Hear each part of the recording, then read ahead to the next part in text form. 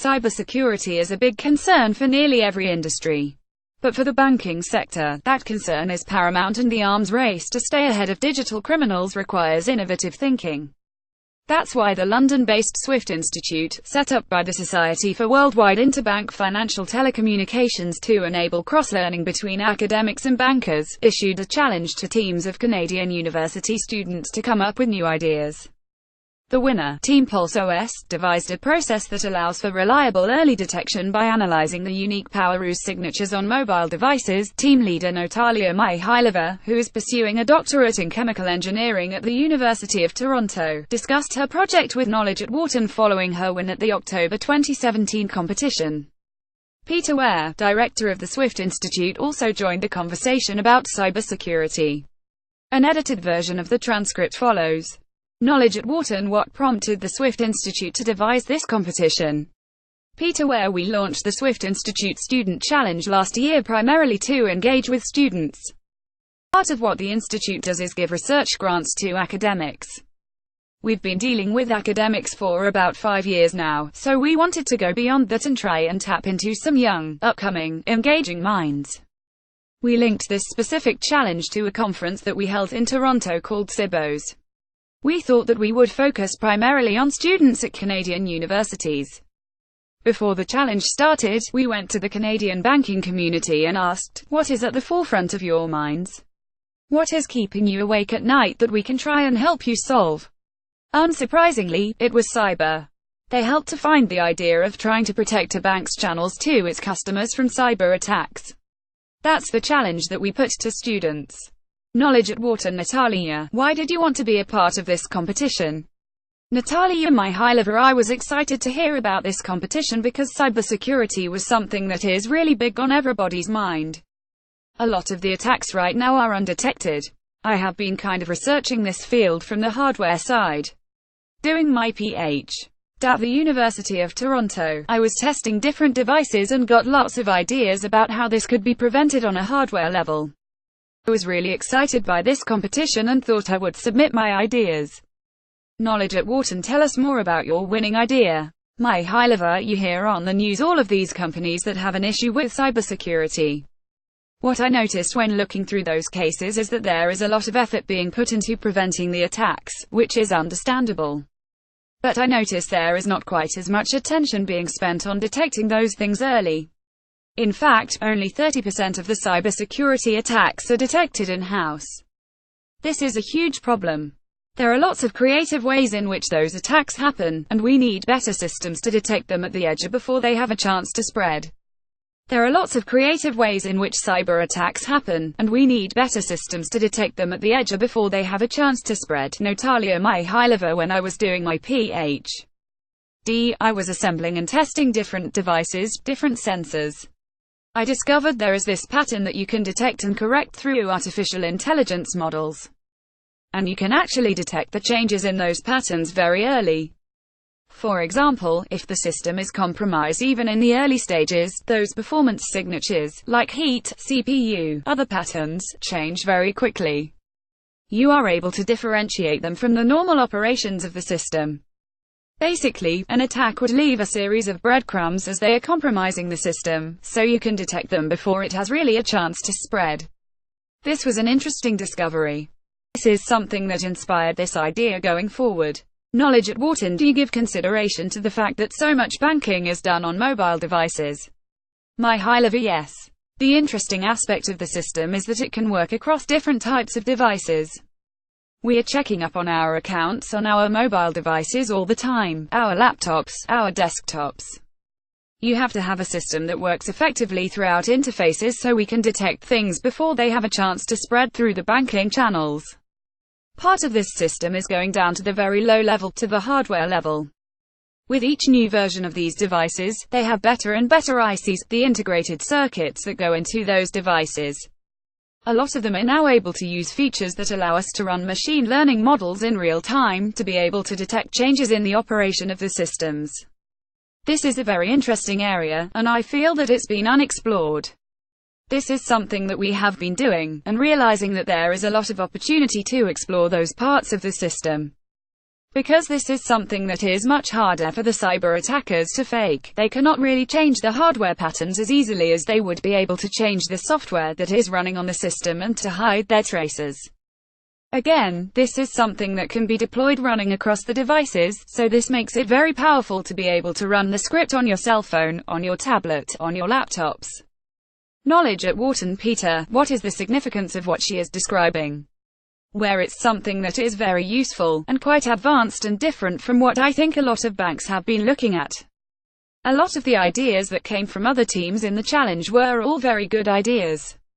They were dealing with things such as four-factor authentication, voice and facial recognition. But this was a very unique approach from Natalia, the idea of looking at pattern or usage recognition on our devices. It's a novel approach. It's something that, hopefully, banks can take forward and try to implement. Knowledge at Wharton. Has there already been a reaction from banking institutions to the ideas generated by this contest, where it was actually the banks that voted on Natalia to be the winner? We had a panel of 4 judges, which included some bankers from within Canada and some fintech experts, and we did audience voting as well. It was the banking community itself that voted on the winner. There was also a lot of engagement among the banks and Natalia and the other team members. A lot of these ideas are going to be taken forward, I am sure. Knowledge at Wharton. Is there any possibility that some of those institutions will get involved in developing this idea? Where that is something that would happen directly between the banks and Natalia, so it is something that we are trying to foster. We are trying to foster that engagement and contact between the banks and the students. What happens next is something that is on a direct relationship between the two of them. Knowledge at Wharton. Natalia, can your idea be adapted and applied to sectors beyond banking? My high level. I am really interested in potentially scaling this solution. I am passionate about cybersecurity, and I think banking is a great place to start. But I feel like every day we have new channels through which we interact with the world, and we have new devices in our homes through which we interact. We have IoT devices, Internet of Things, we talk to Alexa and so on. They are really easy channels for attackers to get into our system. I think we can make pretty much any channel more secure. We have already started conversations with some banks in Canada as well as internationally, so I am very fortunate to have been part of the CIBO's competition. But there is a lot of interest I received from the IoT technology sector, which is developing these devices that we all have in our homes now. I am quite excited about the interest and potential scalability of this. Knowledge at Wharton. The SWIFT Institute will have its 2018 conference in Sydney, Australia. Do you plan to stick with cybersecurity as the theme? I am passionate about cybersecurity, and I think banking is a great place to start. Natalia, my high level, where we are going to run the student challenge again, but we will come up with a different idea. We've gone to the Australian banking community and explained the concept of the challenge to them. There is a great deal of excitement there. They are in the midst of coming up with the idea that is relevant to their community. At this point, we don't know what the idea is. We have already contacted 43 universities across Australia to explain what CIBOS is, what the SWIFT Institute is, and the idea behind the challenge. There is a great deal of interest from universities. Knowledge at Wharton. What are the next steps for you, Natalia? My high-level, our goal right now is to test this system on all of the possible use cases, finalize the models and launch it through a few partner banking institutions to really showcase the benefits that it could provide. As I mentioned, it can be run on any system, it's fairly low cost and fast to set up, it's an easy solution to implement, and it could have a higher return on investments for banks. We are looking to finalize the model and launch it by next year. Knowledge at Wharton. Banks operate on different systems. Was that a challenge for you in the process of developing this concept? My high level. Yes. Banks have all of the infrastructure right now for various types of divisions and for most internal interactions between the employees as well as with the customers.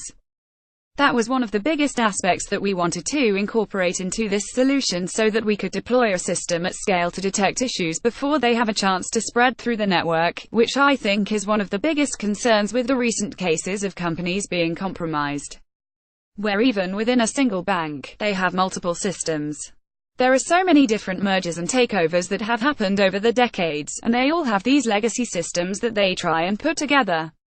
The idea of Natalia having something that could be relatively easy to implement is going to be to the bank's ears. It's a great initiative. Knowledge at Wharton you have to consult with, in this case, the Canadian government for implementation. My high level to some extent. Currently, this system can be operated across a number of different devices and trained on a number of different systems. Right now we are starting kind of small, really validating on very focused case scenarios. But later as it expands, I do feel that it would be important to involve the government because cybersecurity is going to be key for all of our operations. It would be important to think about it on a larger scale. Knowledge at Wharton as banks have retreated from some places, a vast number of areas are becoming unbanked, and there is a tremendous increase in financial inclusion with some of the fintechs entering the spaces. Is the cybersecurity solution that Natalia has proposed relevant to those kinds of entities as well? Where I think it is.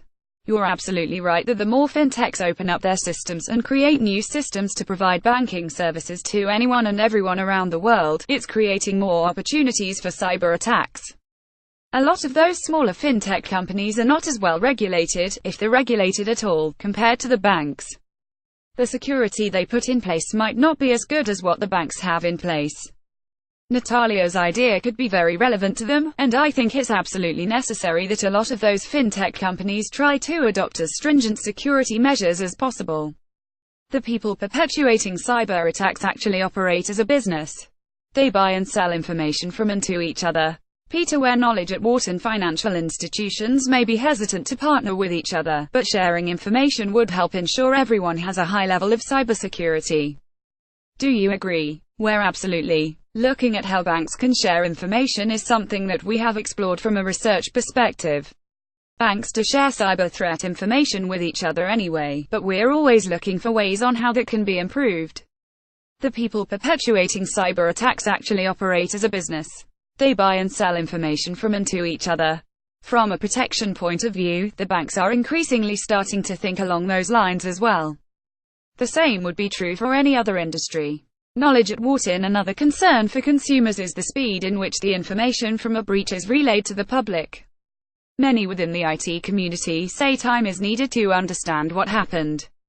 From that perspective, maybe Natalia's solution would speed up this process. Where exactly? The earlier that those threats can be detected, the more time that banks and anyone else would have to be able to react to it. My high level, it takes an average of 98 days to detect an attack, sometimes after years. This is very crazy that we still have to spend so much time detecting those things. Part of the reason is that it is also becoming harder and harder to detect. There are new types of malware, new types of zero-day attacks and other threats that are becoming more and more common. So, it's important to have systems that don't need to be signature-based, that can detect those kinds of attacks without any prior knowledge of the threat. This is where our system excels, and it can detect patterns in an unsupervised manner. You don't need to build up those signature libraries ahead of time. Knowledge at Wharton. Do you think we will get to a point where potential break-ins are done and figured out in real time? My high level, yes, so that is the goal. Our system runs in real time, continuously tracking things, categorizing them and evaluating how risky they are. I think that is key to be able to do that in real time.